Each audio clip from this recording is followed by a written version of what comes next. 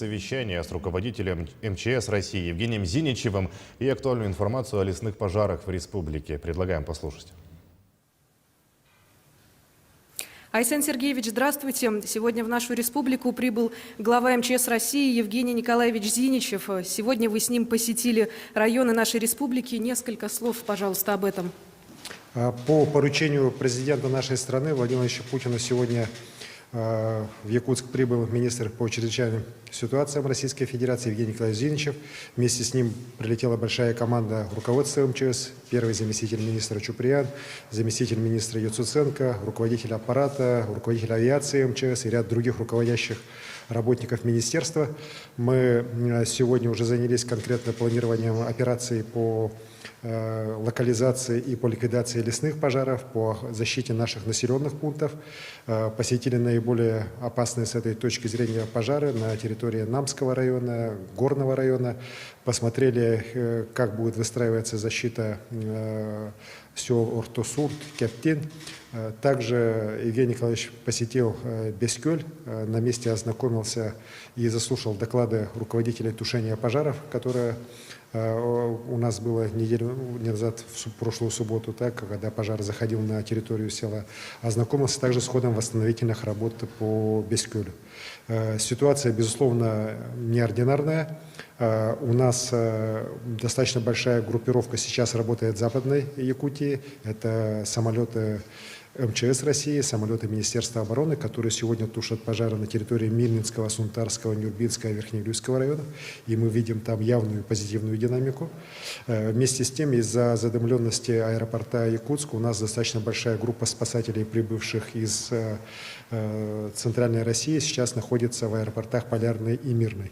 Спланировано, что сегодня ночью будут переброшены дополнительные самолеты МЧС для того, чтобы эти спасатели уже в течение сегодняшней ночи прибыли в Якутск и уже с утра были распределены на самые тяжелые участки. Это пожары Намского района, Усть-Алданского района, Чурапчинского района и Горного района.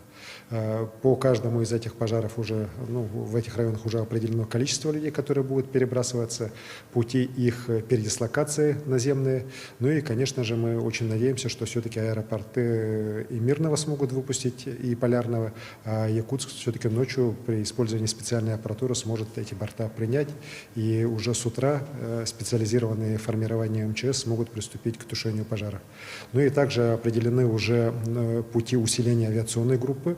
Пока у нас здесь, в Якутске, не могут садиться самолеты Б-200 и Ил-76, конечно, нам надо наращивать вертолетную группировку. И я такое предложение Евгению Николаевичу сделал, Зиничеву, министру по чрезвычайным ситуациям. Оно было поддержано им. И уже завтра днем здесь у нас должны прибыть 2 вертолета с водосливными устройствами. Один Ми-8 Самурской области, где он работал на паводки, а второй вертолет Ми-26, он прибудет сюда с Хабаровского края. Этот вертолет, который может поднимать, в том числе и уже предислоцировать тяжелую технику, что особенности важно для тушения пожаров и для их локализации здесь, в Намском районе, где достаточно труднодоступные пожары у нас идет. И как раз вот для того, чтобы туда бульдозеры перебрасывать, вот эта техника понадобится. Ну и кроме того, Ми-26 может поднимать водосливное устройство, в котором до 15 тонн воды одномоментно он может сбрасывать. Это практически то же самое, что и Би-200, даже больше. Поэтому вот это появление вот этой техники нам позволит как раз сейчас стабилизировать и улучшать ситуацию рядом с нашими населенными пунктами, которым угрожает огонь. Айсен Сергеевич, какова текущая ситуация в регионе? Текущая ситуация у нас сложная. Мы сейчас тушим 63 пожара. Участвуют в тушении пожаров свыше 5000 человек и свыше 700 единиц техники. Безусловно, опасность у нас по районам республики, если смотреть, то я уже перечислил, это Намский, это горные районы, это пожары в Чурапчинском, пожар в Чурапчинском улусе, Усть-Алданском улусе, Кобейском улусе. Есть, конечно, угроза и по Таттинскому, Хангаласскому, Мегино-Кангаласскому улусам. Ну, может быть, несколько меньше, так, но вместе с тем она достаточно явная. У нас всего сейчас порядка 14 населенных пунктов, рядом с которыми действуют лесные пожары. И по всем этим населенным пунктам сделан отдельный уже план защиты. Он утвержден как раз и уже руководством МЧС. Мы по всем этим планам сейчас действуем. Группировки развернуты. Вот. Мы уверены, что пожар в населенные пункты не войдет. Ситуация при этом по некоторым населенным пунктам достаточно тяжелая, так, ну, не скажу, что критичная, так, но тяжелая. Вот в течение дня мы несколько таких маневров с передислокацией наших сил оперативных производили. Это позволило нам ситуацию вот под вечер стабилизировать. Есть большие проблемы по задымленности по городу Якутску. Здесь хочу сказать, что вот панические некоторые слухи, которые пытаются распространить, что вот пожар где-то тут совсем недалеко, это все фейки. На самом деле пожары достаточно удалены от города Якутска, свыше 60 километров. Вместе с тем, конечно же, то, что вот ветер поменялся, ветер идет северо-западный на город Якутск, он как раз вот эти пожары ровно вот несет, дым этих пожаров ровно несет на город Якутск. Здесь, конечно, надо к этому с пониманием отнестись, тем более там не только дым от пожаров, но и дым от отжига, которые наши пожарные тоже производят для того, чтобы в кратчайшие сроки эти пожары локализовать. Идет большая работа. К сожалению, техника вот, которая работает на пожарах, ломается, в том числе вот и военная техника. Вместе с тем техники у нас на пожарах хватает, и завтра мы на те участки, где мы видим ее недостаток, где мы можем их еще усилить, будем перебрасывать технику, в том числе с помощью вот вертолета Ми-26. В целом, я считаю, что вот благодаря слаженной работе и федеральных сил, и республиканских лесопожарных формирований, местного населения, добровольцев, нам ситуацию удается вот держать в районе населенных пунктов. Вот. И мы надеемся, все-таки она в ближайшие дни уже начнет несколько улучшаться. Потому что по ряду районов, в том числе, например, по Кобейскому району, мы пожары от населенных пунктов достаточно далеко отодвинули. И вот ситуация, которая была критическая еще несколько дней назад, она уже стала тяжелой, так, но уже вполне управляемой. И также хочу сказать, что сейчас готовы уже силы лесопожарного резерва также и в Приморье, и в Хабаровске.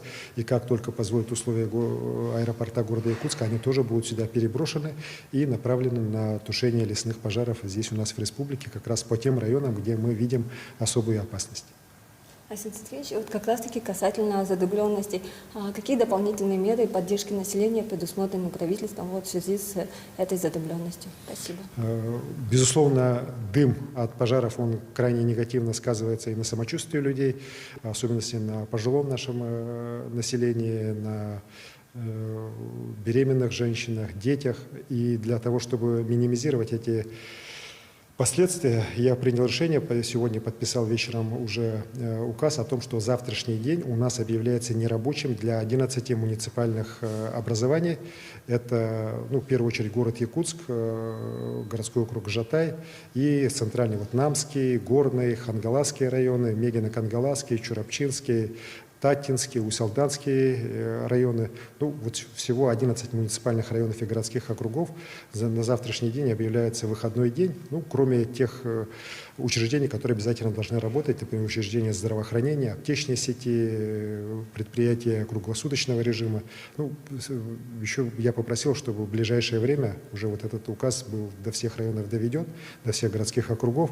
И, конечно, людям завтра этот выходной надо проводить дома, потому что завтра мы считаем, что погода начнет улучшаться не раньше, чем все-таки после обеда.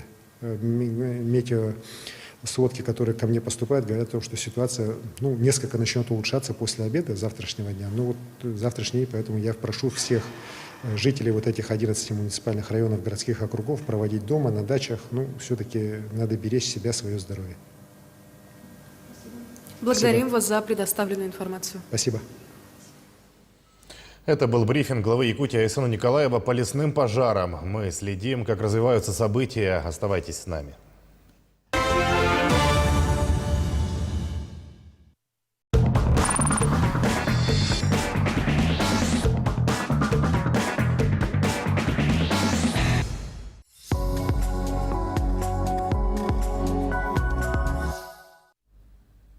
Здравствуйте, в эфире «Актуальное интервью», в студии Валерия Наумова.